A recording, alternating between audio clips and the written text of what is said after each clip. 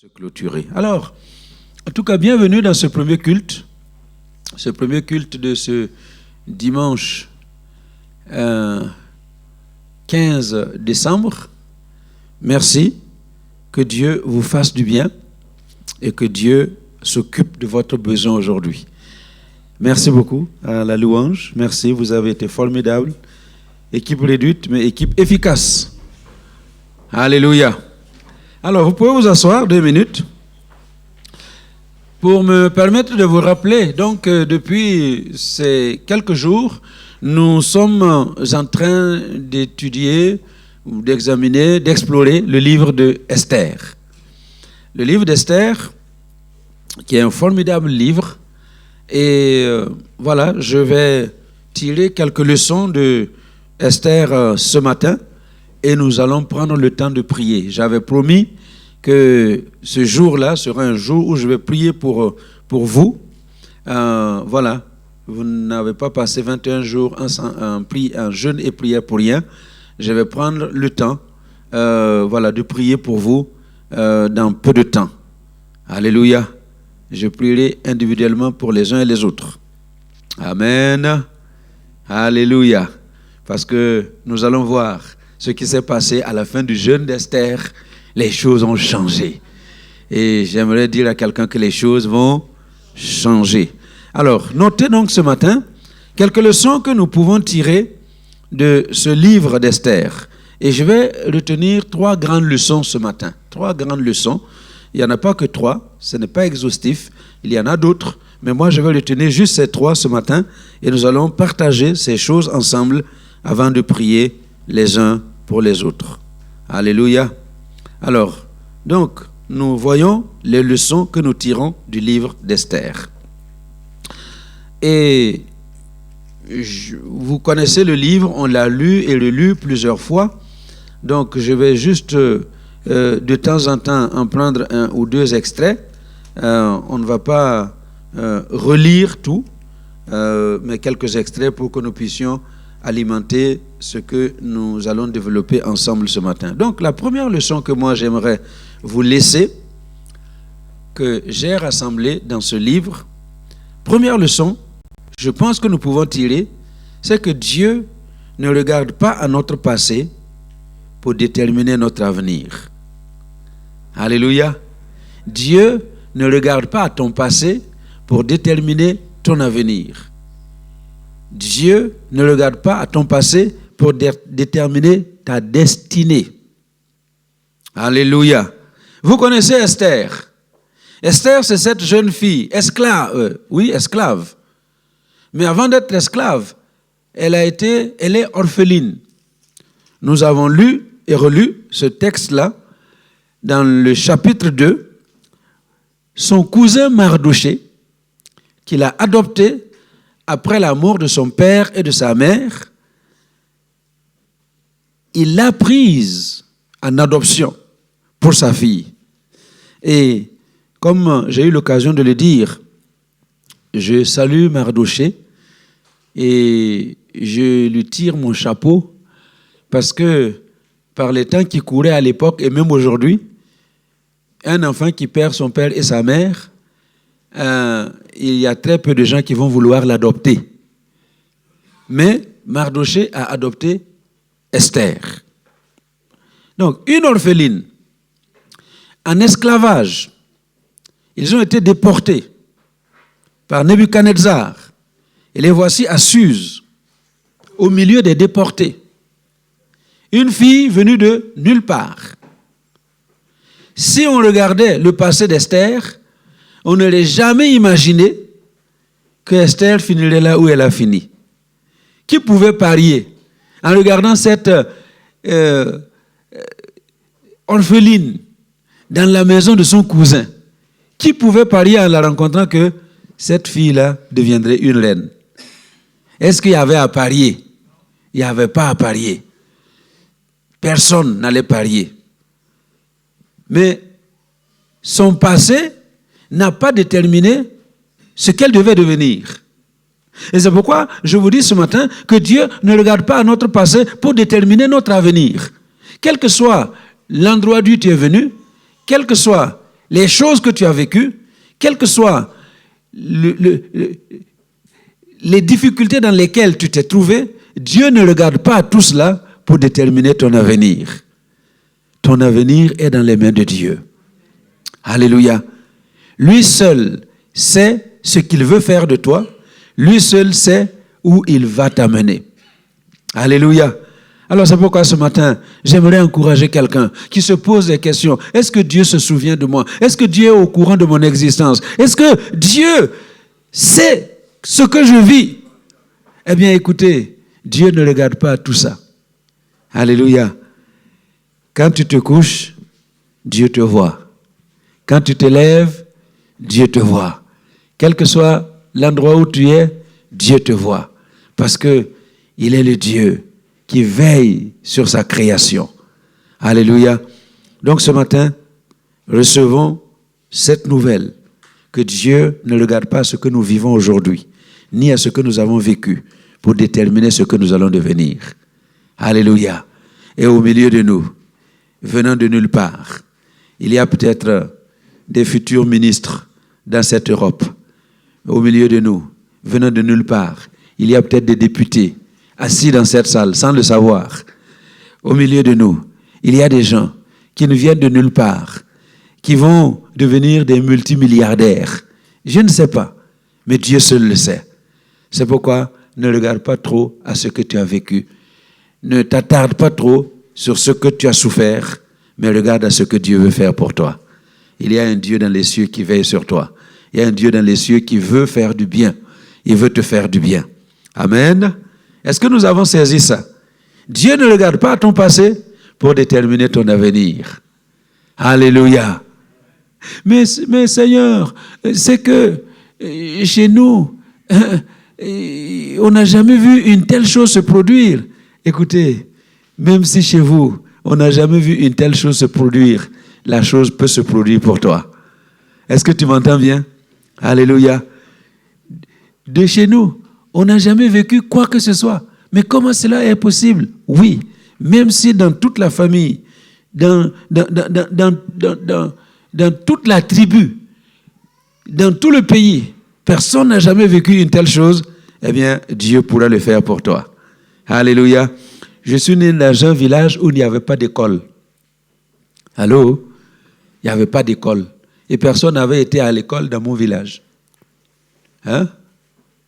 N'est-ce pas? Et voici que la grâce de Dieu a amené une école, pas dans le village, mais dans un autre village, pas très loin. Mais ce n'était pas l'école pour apprendre le français et puis devenir des avocats ou je ne sais pas quoi. Non, c'était l'école rurale. Vous connaissez l'école rurale? Hein? C'est l'école où on apprend à cultiver. On vous apprend à utiliser l'âne, le bœuf, avec la charrue pour tracer dans les champs. C'est là où on m'a mis pour apprendre à cultiver, à devenir le meilleur cultivateur. Pas comme mon père qui n'utilisait aucun âne, aucun bœuf. Mais moi, je devais améliorer la culture. C'est ça. Alléluia. Mais avec ça, on ne va pas loin.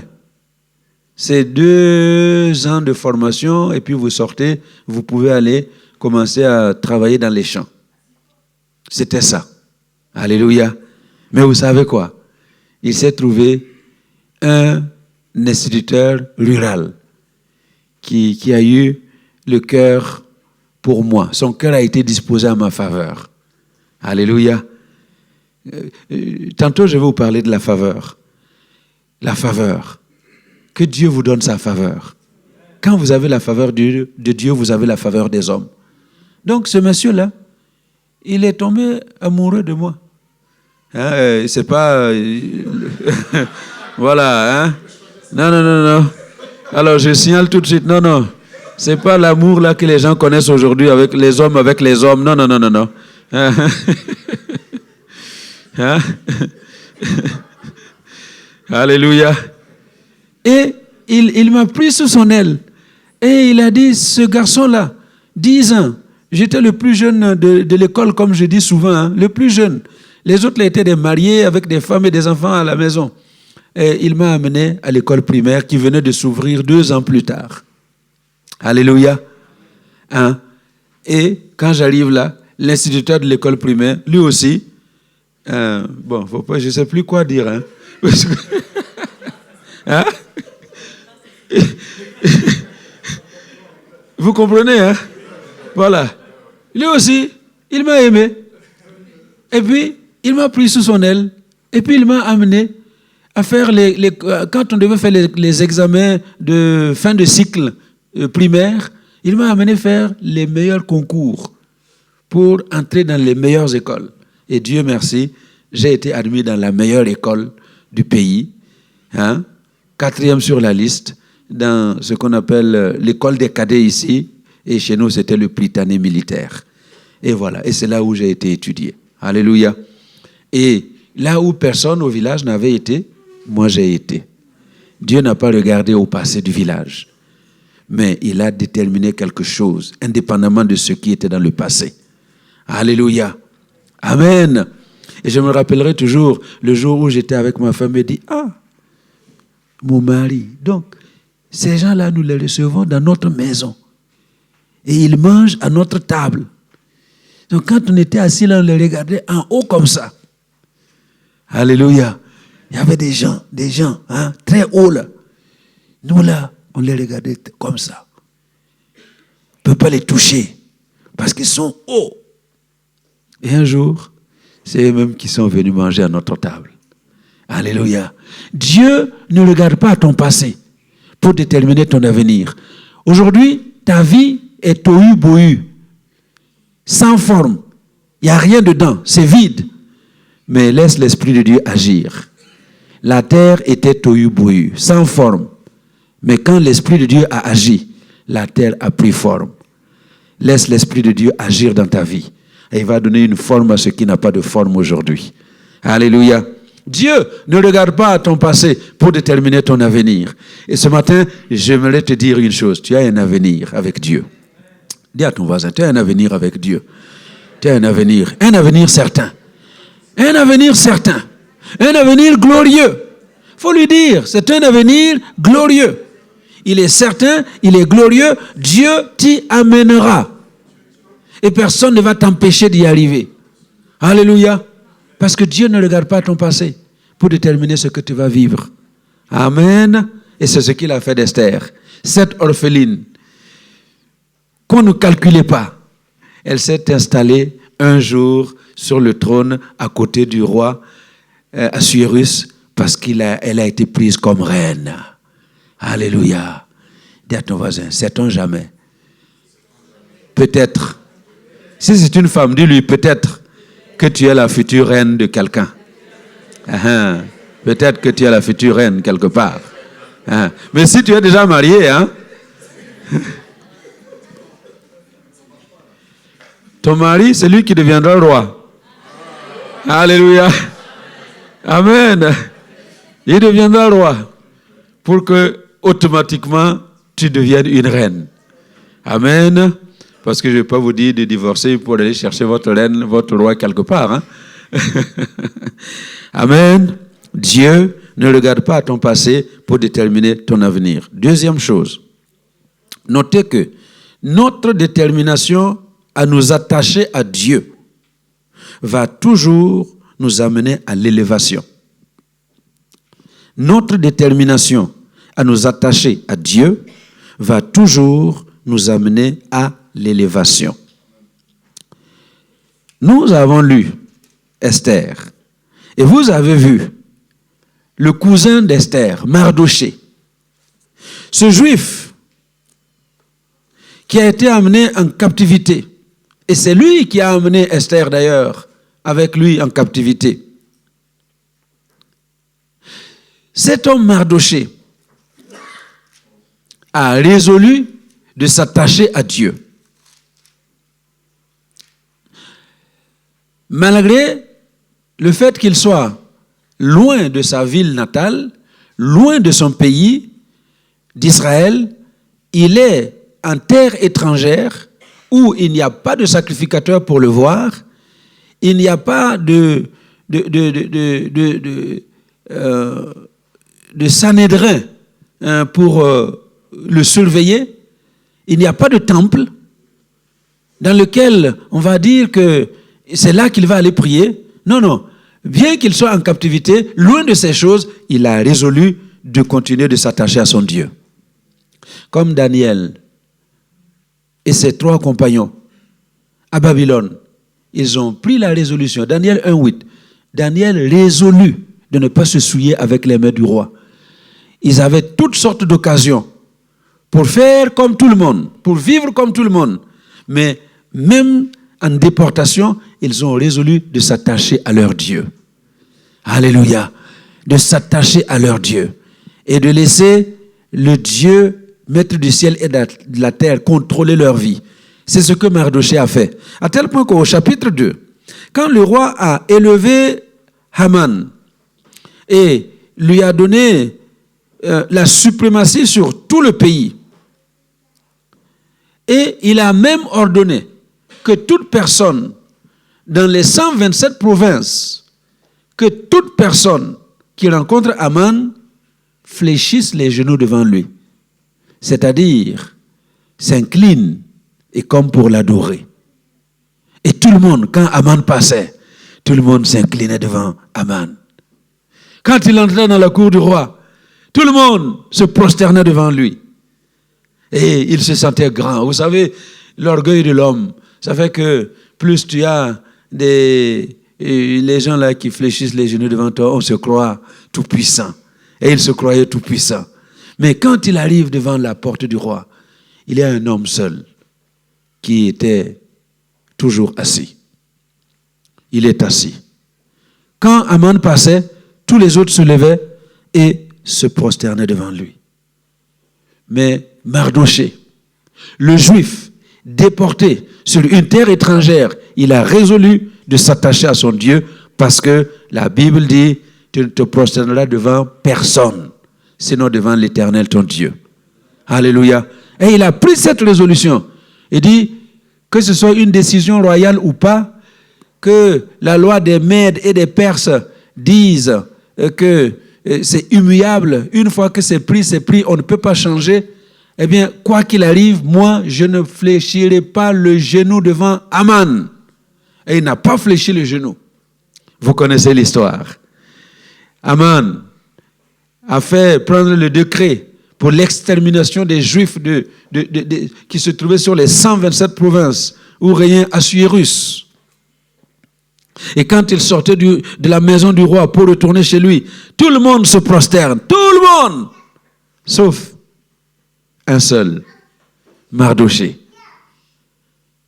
Pourquoi il ne se prosternait pas? Parce qu'il a résolu de s'attacher à son Dieu. Et je voudrais inviter quelqu'un ce matin à se résoudre à s'attacher à Dieu.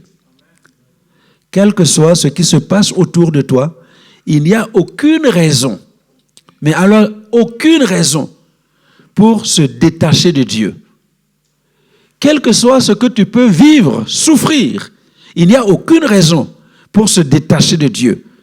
Si tu ne t'attaches pas à Dieu, à qui tu vas t'attacher sur cette terre? Les hommes ne sont pas fiables. Un homme, aujourd'hui, il est là et demain, il meurt. Il y en a combien qui se sont attachés à des hommes qui sont morts les laissés? Il y a combien de femmes qui ont poursuivi des hommes parce que, voilà, c'est l'homme de ma vie. Vraiment, si j'ai celui-là, j'ai tout dans la vie. Et puis, subitement, l'histoire s'arrête. Il y en a combien? C'est pourquoi la Bible dit « Malheur à l'homme qui se confie à l'homme. Mais béni soit l'homme qui se confie en l'Éternel. » Et Mardochée a résolu de se confier en Dieu.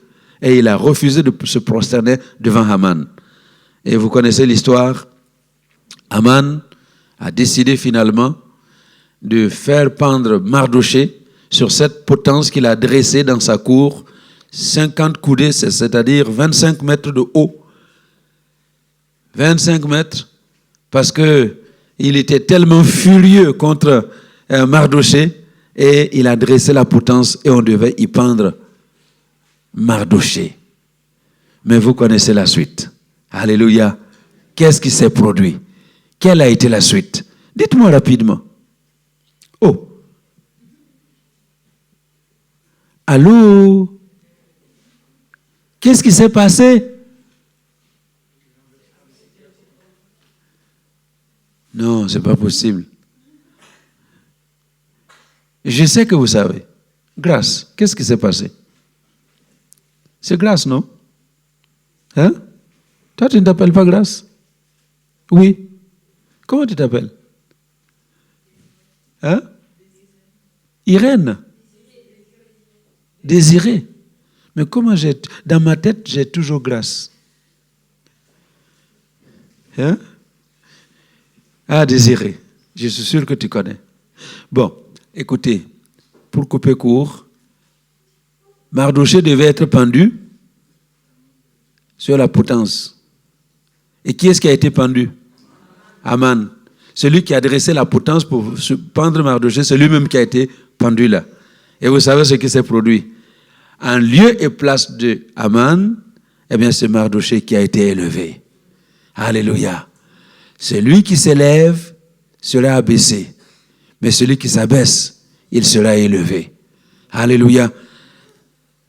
Parce que Mardochée s'est déterminé à s'attacher à son Dieu, Dieu l'a élevé.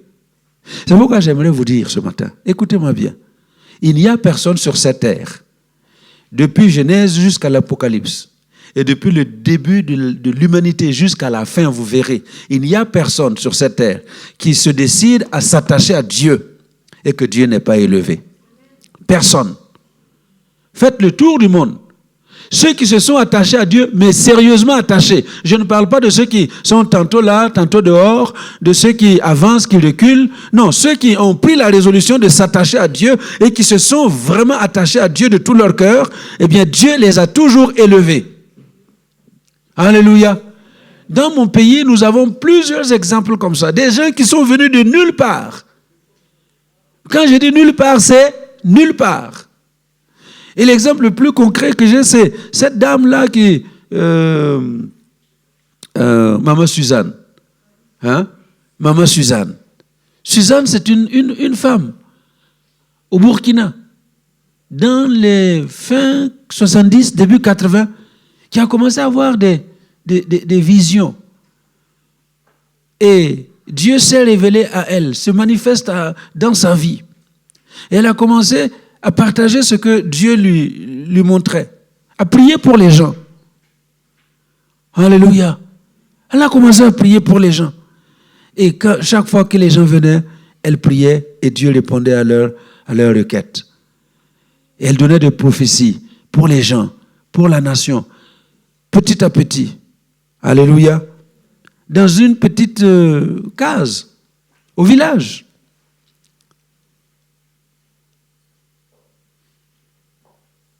Tout était petit. Et pour bien faire, ou pour mal faire, c'est une femme dans une église qui ne veut pas de ministère de la femme. Donc, combattue. Mais alors, combattue. Mais vous savez quoi? Elle n'a pas fait l'école. Elle ne sait pas lire. Elle ne parle pas français. Voilà, c'est vraiment une femme du village. Mais elle a persévéré. Elle s'est déterminée à s'attacher au Dieu qui lui parlait.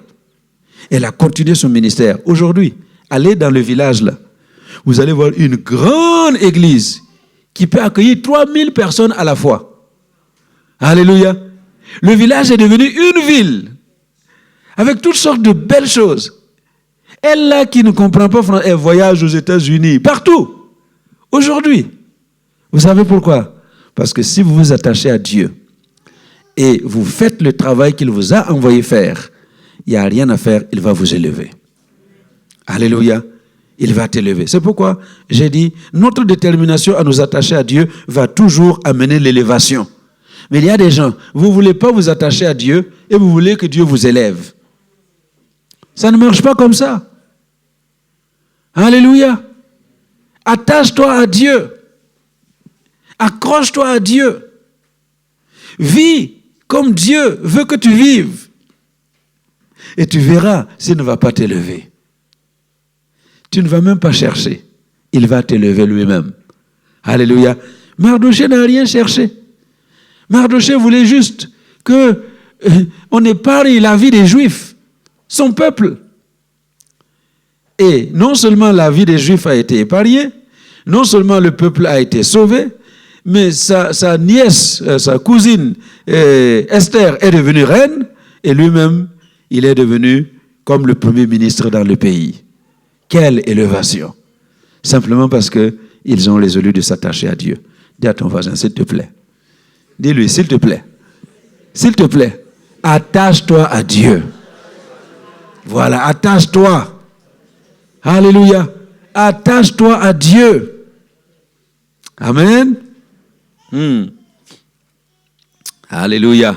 Et la dernière chose, et c'est vraiment là où je vais m'attarder, et puis on va prier. La dernière chose, c'est que les malheurs dans lesquels nous vivons conduiront certainement à notre bonheur. Alléluia. Je dis bien, les malheurs dans lesquels nous vivons conduiront certainement à notre bonheur. Mais il ne s'agit pas de n'importe qui. Il s'agit de ceux qui se sont attachés à Dieu. Est-ce que vous m'entendez? Si vous n'êtes pas attaché à Dieu, ne me dites pas, ah oui, que le malheur vienne, il va tourner à mon bien. Non, non, non, non, non. Si tu t'attaches à Dieu, regardez bien, qu'est-ce qu'il dit? Romains 8, 28 là. Romains 8, 28. Hein? Nous savons du reste que toute chose concourt au bien de qui? Ah, au bien de ceux qui aiment Dieu, de ceux qui sont appelés selon son dessein. Toute chose ne concourt pas au bien de tout le monde. Entendez-moi bien, toute chose ne concourt pas au bien de tout le monde. Toute chose ne concourt pas au bien de tous ceux qui viennent à l'église. Toute chose ne concourt pas au bien de tous ceux qui tiennent de grosses Bibles. Toute chose ne concourt pas au bien de tous ceux qui font le jeûne de Daniel. Toute chose concourt au bien de ceux qui aiment Dieu. Demande à ton voisin, est-ce que tu aimes Dieu? Est-ce que tu aimes Dieu? Alléluia. Est-ce que tu aimes vraiment Dieu? Aimer Dieu, ce n'est pas venir à l'église chaque dimanche. Ça là, c'est du théâtre. Allô? Aimer Dieu, ce n'est pas chanter dans un groupe de louanges ou dans une chorale. Non. Tout ça, ce sont des choses qui montrent qu'on aime Dieu. Mais aimer Dieu, c'est plus que ça. Aimer Dieu, c'est obéir à la parole de Dieu. Jésus dit, celui qui m'aime, il garde mes commandements. Si tu aimes Dieu, tu vas garder les commandements de Dieu. Alors, moi, je vois des chrétiens qui disent, ah, j'aime Dieu. Mais quand je les vois vivre, c'est la preuve qu'ils n'aiment pas du tout Dieu. Allô? Comment tu vas dire que tu aimes Dieu quand tu refuses de pardonner à ton frère, à ta sœur, quand tu refuses de pardonner à ton prochain, qui t'a fait un petit rien? Allô? On ne peut pas dire qu'on aime Dieu quand on n'a pas un cœur qui pardonne. Tous ceux qui aiment Dieu pardonnent. Mais combien souvent on n'a pas vraiment, pasteur? Non, ça là. Bon, je peux encore pardonner, mais je ne vais pas oublier. Ça, c'est quel l'amour de Dieu? Hein? Regarde ce que toi, tu as fait à Dieu. Moi, je regarde ce que j'ai fait à Dieu. Hein? Et Dieu m'aime, Dieu me pardonne, il enlève tout, il ne s'en souvient même plus.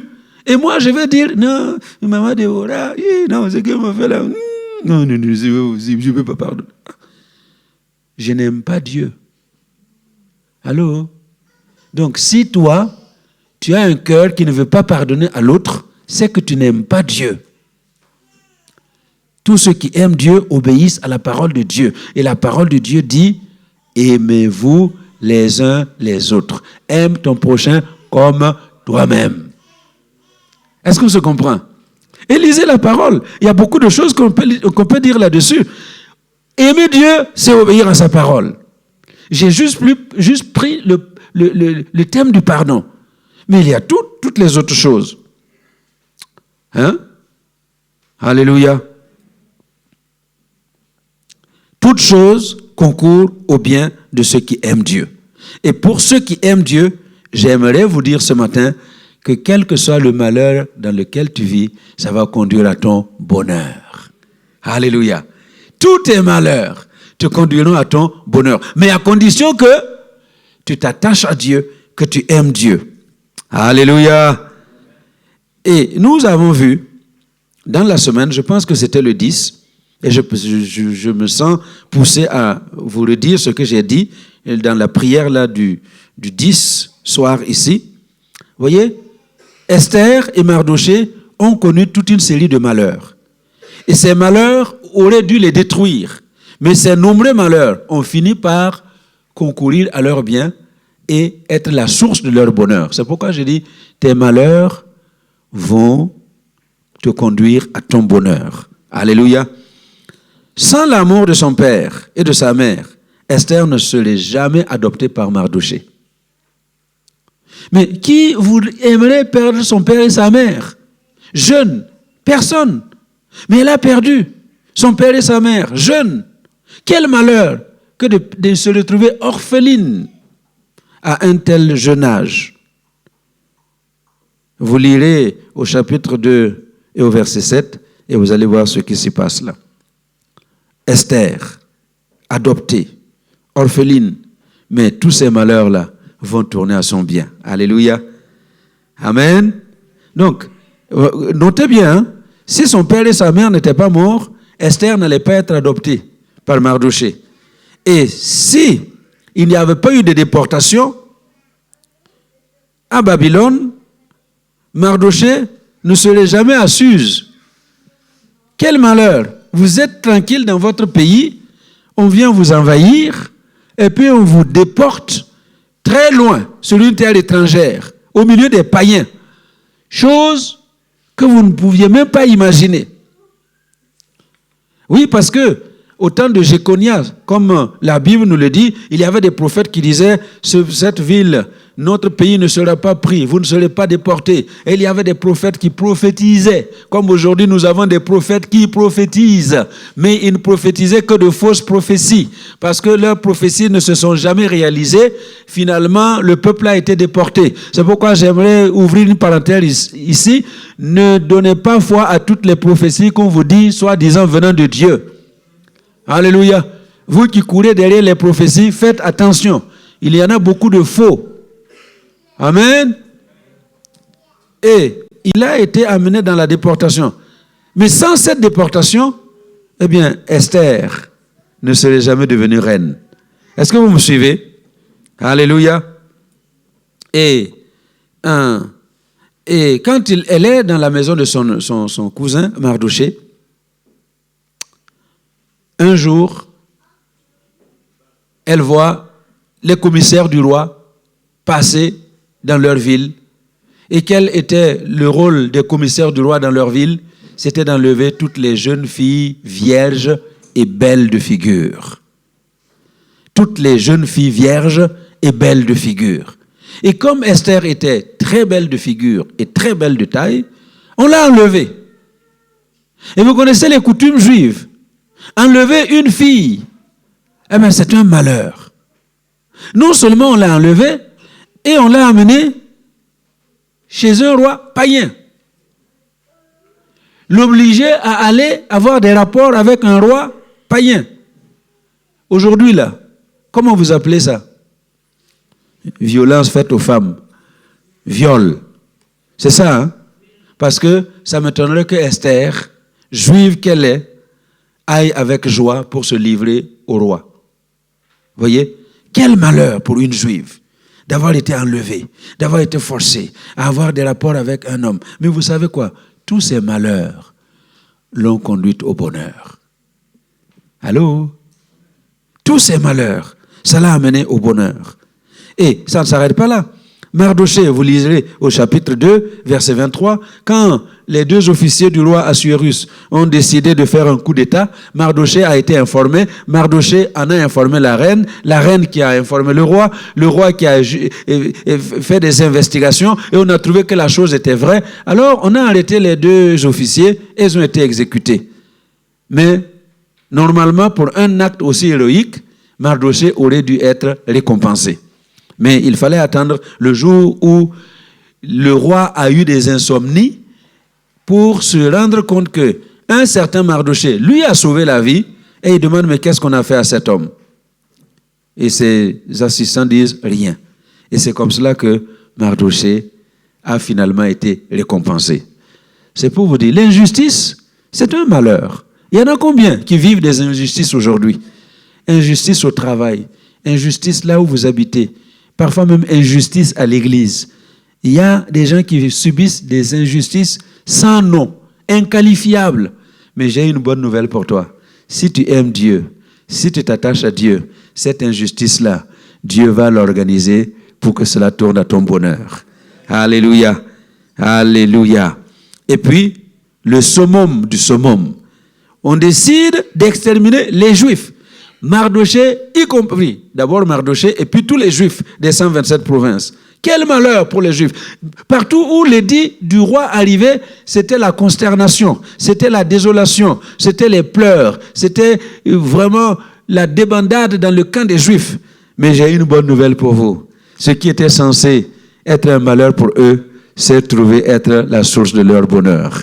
C'est pourquoi j'ai dit, notez ici, en troisième point, que les malheurs dans lesquels celui qui aime Dieu, celui qui s'attache à Dieu vit, eh bien ces malheurs-là vont l'amener à son bonheur. Alléluia. Et si ce matin, vous êtes de ceux qui aiment Dieu, de ceux qui vous attachez à Dieu, eh bien ne vous en faites pas. Dieu va tourner ces malheurs en votre bonheur. Alléluia. De nombreux malheurs atteignent souvent le juste, mais l'Éternel l'en délivre toujours. Toujours. Tu ne mourras pas dans ce malheur. Dieu va te délivrer et tu vas pouvoir lui donner toute la gloire. Amen. Alléluia. Alors, voilà. Notez donc, au terme de tout ça, que ce bonheur n'arrive pas sans contrepartie. Amen. Le bonheur dans lequel nous allons vivre comme résultante de nos malheurs ne vient pas sans contrepartie. Ça veut dire que ça ne va pas tomber du ciel. Esther aimait Dieu, Mardochée aimait Dieu, ils ont résolu de s'attacher à Dieu, mais leur bonheur n'est pas tombé du ciel. Il a fallu leur participation. Alors, et c'est pourquoi j'ai noté trois ou quatre choses ici. Hein. Notez ce que nous devons faire pour que le malheur se transforme en bonheur. Qu'est-ce que Esther a fait pour que le malheur, les nombreux malheurs dans lesquels elle a vécu, puissent se transformer en bonheur pour elle? Alors, première chose, c'était le courage. Le courage. Quand on a annoncé à Esther que les Juifs étaient promis à l'extermination par Aman et qu'on lui a apporté l'édit que Aman avait écrit contre les Juifs, quand on lui a donné ça et que Mardochée lui a dit « Tu dois faire quelque chose, il faut que tu fasses quelque chose ». Et après avoir expliqué à Mardochée que personne ne peut aller dans la présence du roi s'il n'a été appelé par le roi. Ce qu'elle risquait, c'était la mort. Mais elle a eu le courage. Esther, chapitre 4, verset 16, la dernière partie, elle dit, « Moi, après le jeûne de 3 jours, je me présenterai devant le roi. Si je dois mourir, je mourrai. » Alléluia. Qu'est-ce qu'elle dit? Puis, j'entrerai chez le roi, malgré la loi. Et si je dois périr, je périrai. Quel courage! Elle dit, écoute, je vois l'urgence de l'heure. Je constate que quelqu'un doit faire quelque chose. Et je sais que je risque la mort si je partais chez le roi. Mais je vais, malgré la loi, dans la présence du roi. Si je dois périr, je périrai. Quel courage!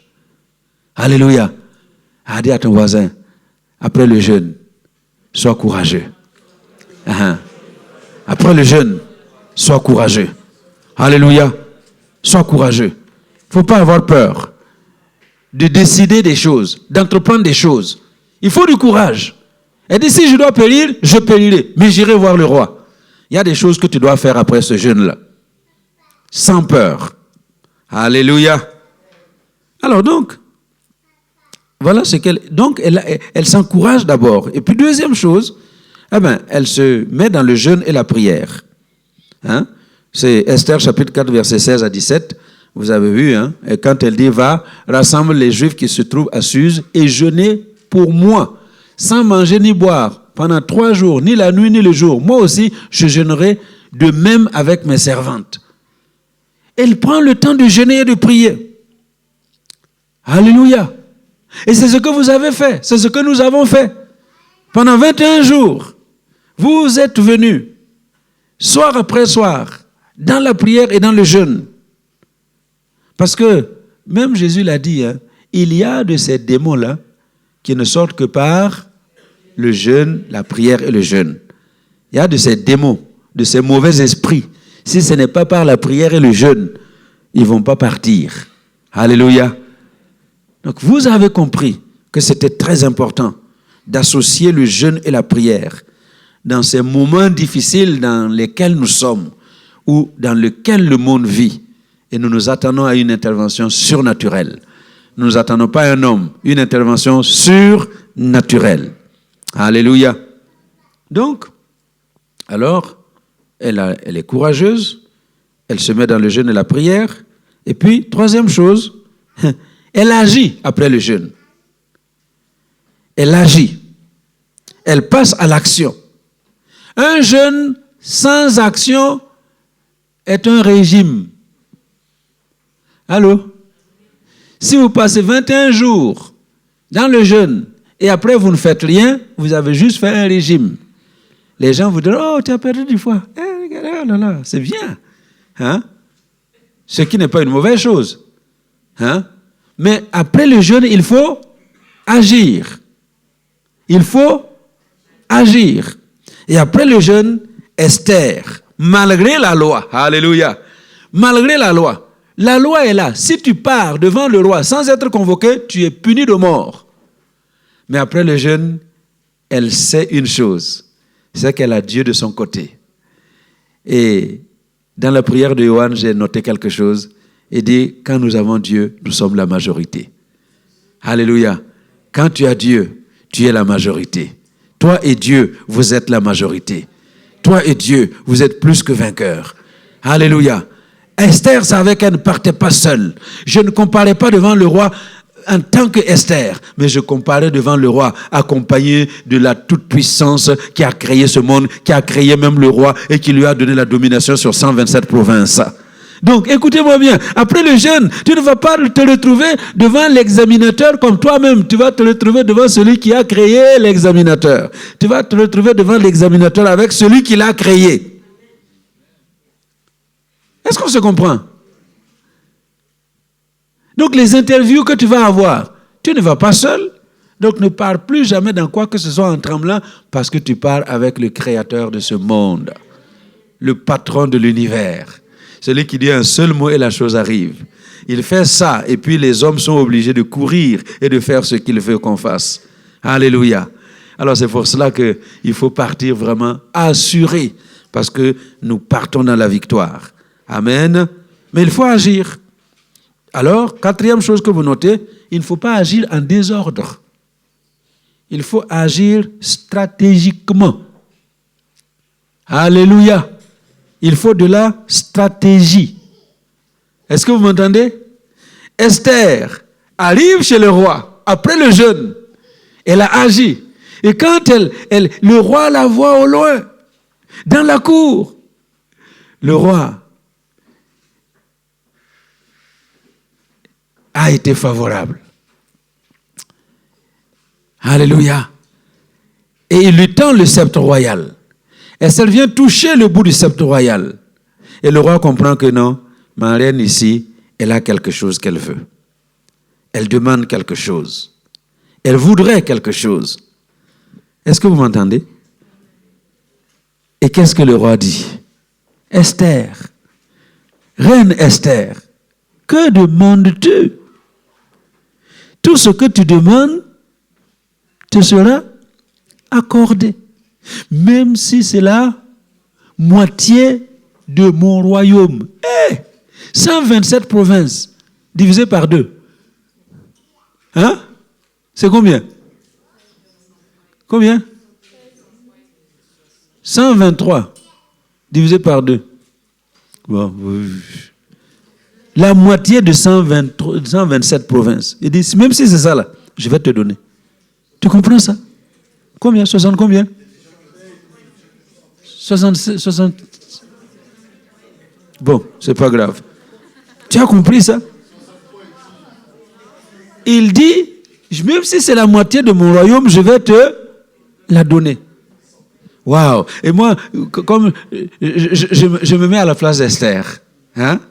Je me mets à la place d'Esther. Elle est venue chercher quoi? Le salut de son peuple. Et puis on lui propose la moitié du royaume. Hein? Toi, tu choisis quoi? Alléluia. Oui, il y en a qui prendraient la moitié du royaume. Hein? Il y en a qui prendraient tout de suite la moitié du royaume. Mais Esther agit avec stratégie. Elle dit non, roi, si tu le trouves bien et si tu m'es favorable, je vais te demander une chose. Viens aujourd'hui au banquet, au festin, avec Mardoché. Qu'est-ce que j'ai dit? Avec Aman. Viens avec Aman. Viens avec Aman au festin que je vous ai préparé. Waouh! Et comme j'ai dit, écoutez, Esther, elle avait déjà préparé son festin. Est-ce que vous comprenez quand vous lisez la Bible? Avant d'aller voir le roi, elle avait déjà tout mis en œuvre pour le festin. C'est pourquoi c'est important de vous préparer pour les occasions qui vont venir, que d'attendre que les occasions viennent avant de commencer à vous préparer. Allô? Mes prédicateurs là, les pasteurs ici, je vous dis toujours d'avoir une prédication au moins prête, au moins une prédication prête dans votre Bible. Il ne faut pas attendre que le pasteur vous appelle samedi soir pour dire est-ce que tu peux prêcher? Pasteur, toi aussi, tu ne peux pas m'avertir 2 mois avant. Mais non.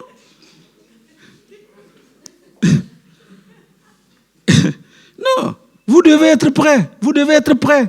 Et quand l'occasion se présente, yes, pasteur, ça y est. Moi, en tout cas, c'est ça.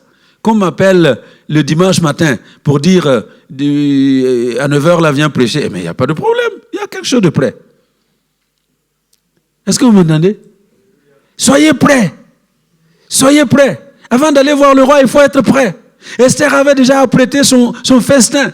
Et le roi dit, eh bien, qu'on aille chercher Mardoché tout de suite. Et d'art, on a été chercher Mardoché. Si elle n'avait pas préparé, il fallait aller commencer, comme en Afrique, là, chasser la poule, hein? Attraper les poulets, et puis les plumer. Ça allait être compliqué. Non, elle avait déjà tout préparé. Alors, c'est pourquoi j'ai dit, qu'est-ce que je vous disais? Stratégie. Stratégie. Elle était stratégique. Elle dit que le roi vienne. Et le roi vient avec Aman au banquet. Le festin, tout était là. Le vin coulait à gogo. Beaucoup de bonnes choses. Et ils sont en train de manger, ils sont en train de boire. Il leur a dit, Esther, ma reine, quelle est ta demande? Même si c'est la moitié de mon royaume, je vais te la donner. Hein? Tu t'appelles comment?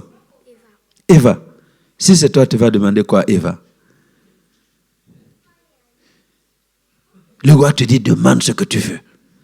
Qu'est-ce que toi, tu vas lui demander? Tu sais pas. Tu as bien fait. Stratégie. Une fille stratégique.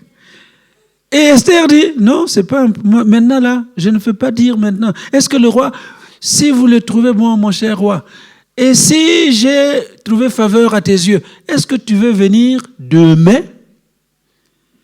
au deuxième festin que je prépare pour toi et Haman?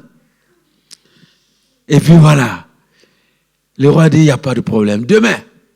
Et Haman est sorti tout content. La Bible dit qu'il est sorti joyeux et le cœur content. Joyeux et le cœur content. Et il réunit sa femme, ses amis, les grands là que lui aussi il connaît. Et puis il va commencer à leur parler. Regardez, j'ai 10 fils, j'ai ceci, et Dieu m'a élevé. J'ai été le seul que Dieu ait élevé. Et tout le monde doit s'incliner devant moi. Hey, Zambé. Et il dit, et pour couronner tout ça, je suis le seul que la reine Esther ait accepté dans son festin avec le roi. Aucun ministre d'État, personne d'autre. C'est moi seul avec le roi. Zambé. Il est content. Heureux. Et puis il dit, mais il y a quelque chose quand même qui me dérange. Quand je sors de la maison du roi et puis je vois ce juif Mardochée là, assis à la porte du roi et puis il ne s'incline pas. Là, ça m'énerve. Tout ce que j'ai là, c'est comme si ça ne me servait à rien. Je veux voir ce juif-là plier le genou. Et puis, ses copains là, avec sa femme, écoutez, que Dieu vous donne une bonne femme. Si vous n'êtes pas encore marié, que Dieu vous donne une bonne femme. Et vous là, mes filles, soyez de bons conseils pour vos maris. Allô? Ne leur donnez pas des conseils qui vont les pendre. Il y a des femmes qui conseillent leur mari et ils se retrouvent pendus au poteau. Hein? Allô? La femme dit, mais, oh mon mari, chérie, comment? Mais regarde qui domine sur ce pays-là, c'est toi, non? Fais dresser une potence de 25 mètres de haut. Et puis, demain matin, là, tu vas aller demander au roi de pendre Mardochée. Et puis, tu iras au festin avec le roi. C'est un bon conseil, hein? Hein? Non, hein? Hein? Mais voilà ce que sa femme lui a conseillé. Mes filles, ne donnez pas de mauvais conseils à vos maris. Alléluia. Même s'ils ne vont pas être contents, il faut leur donner toujours les bons conseils. Toujours les bons conseils. Et mes garçons, n'en faites pas toujours à votre tête. Allô? La tête là, têtue comme un âne là. Non, non. Il ne faut pas que nous là, nous les hommes, on est comme ça, têtus comme des bodés. Hein? Non, il ne faut pas toujours en faire à notre tête. Il faut écouter. Ah oui, merci maman. Je ne vais pas en faire à ma tête. Alléluia. Eh bien, Mardochée, qui devait être pendu, finalement, c'est le contraire qui est arrivé. Haman a été pendu au poteau qu'il a dressé pour Mardochée. Vous savez pourquoi? Parce que Esther a été stratégique. Stratégique. Lors du deuxième festin, le roi dit, mais quelle est ta demande? Et elle explique, mon peuple et moi-même, nous sommes vendus. Si on était vendus pour être des esclaves, ben je ne dirais rien, je me tairais. Mais on est vendus pour être exterminés, annihilés, complètement rayés de la carte. Est-ce que je peux me taire? Et le roi dit, mais qui est-ce qui ose faire ça? Qui a pris une telle décision? Alors que c'est son sceau qui est sur la lettre là qui circule. Allô? C'est son sceau. C'est lui-même qui a dit à Haman, voilà mon sceau, écris tout ce que tu veux et puis voilà. Il dit, mais qui est-ce qui a fait ça? Et la reine dit, l'homme qui a fait ça, l'oppresseur, l'ennemi, c'est ce monsieur-là, Haman, le méchant. Et puis le roi est fâché. Il a changé de couleur. Et puis il a quitté le banquet. Il est allé dans le jardin pour ruminer un peu ce qu'il venait d'entendre. Et pendant ce temps, M. Haman, qui voit que sa mort est arrêtée, il court et il se jette aux pieds de la reine pour demander de lui sauver la vie. Et comme il était assis sur le lit, le roi vient et le trouver agrippé à la jupe, comment on appelle ça, à la robe de la reine. Et le roi est encore plus fâché. Il dit, mais alors, en plus, tu viens dans mon palais pour faire violence à ma reine dans mon palais. Et la Bible dit que dès qu'il a prononcé ce nom-là, les eunuques sont venus envelopper la tête de Haman. Et puis il y a un des eunuques qui dit, mais D'ailleurs, Aman, hein, il a dressé une potence dans sa cour pour prendre Mardochée, le juif, qui a parlé en faveur du roi. Le roi, qu'on y prend Aman. Et puis on l'a pendu là-bas. Vous voyez, stratégie. Alléluia. Alors que le Seigneur nous donne de la stratégie. C'est vrai, après le jeûne, il faut agir. Mais il ne faut pas agir n'importe comment. Ne sortez pas, dire, pasteur a dit d'agir, et puis tu sors, demain là tu cours, mais hey. Non. Pas comme ça. De la stratégie. Alléluia. Alors que Dieu vous bénisse et que Dieu nous donne de retenir sa leçon que nous pouvons tirer du livre d'Esther. Amen. Soyez bénis.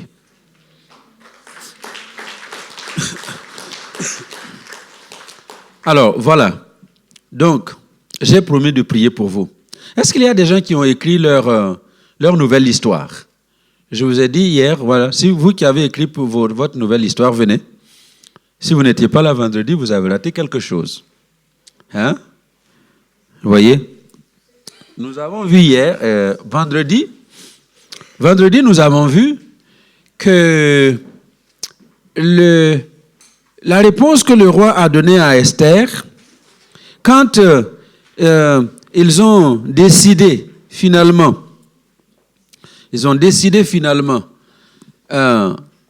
d'arrêter le processus d'extermination des Juifs, le roi n'a pas lui-même écrit. Il n'a pas pris un édit, une loi pour annuler la loi qui était en circulation. Mais il a dit à Esther et à Aman, je vous ai donné le pouvoir. Je t'ai donné mon cachet. Et c'est à vous maintenant d'écrire. Écrivez votre nouvelle histoire. Écrivez votre nouvelle loi. Écrivez tout ce que vous voulez. Et c'est pourquoi j'ai demandé vendredi à ceux qui étaient là d'écrire leur nouvelle histoire avec Jésus. Alléluia. Qu'est-ce que vous voulez, vous décidez de devenir avec Jésus? C'est à vous de déterminer ces choses. Dieu a déjà tout donné. Jésus a déjà dépouillé les dominations et les autorités. Il a effacé l'acte dont les ordonnances nous condamnaient. Il nous a déjà libérés. Maintenant, c'est à toi d'écrire. Alléluia. Alors, je vais prier pour que ce que vous avez écrit devienne réalité dans votre vie. Amen. Seigneur, merci pour Bliss, ce jeune homme que tu aimes de façon spéciale. Je sais que tu as décidé de l'amener très haut. Et au-delà même de ce qu'il peut imaginer aujourd'hui ou penser. Et je suis sûr que ce qu'il a écrit ici, c'est de belles choses. Mais ce que tu veux faire pour lui, c'est encore plus grand. C'est pourquoi, Bliss, que la main du Seigneur te conduise jusqu'à ce que tu vois la réalisation de chaque point que tu as écrit dans ce document et que Dieu te donne de vivre au-delà de ce que tu as écrit dans ce document au nom de Jésus. Sois béni. Va avec cette grâce et la faveur de Dieu. Seigneur, merci pour mon frère Charles. Merci pour la détermination qu'il a prise de s'attacher à toi. Tu le connais. Tu sais ce qui se trouve dans cette enveloppe. Il a des résolutions avec toi et il a dessiné la suite de sa vie avec toi. Mais ma prière est que tu fasses au-delà de ce qui est écrit. Que tout ce qui est écrit se réalise et que tu en fasses au-delà. Merci parce que c'est toi qui l'équipes avec la faveur nécessaire pour avoir ces choses. Va avec la main du Seigneur sur ta vie pour réussir en toutes choses au nom de Jésus. Merci pour Papa Diaf. Merci pour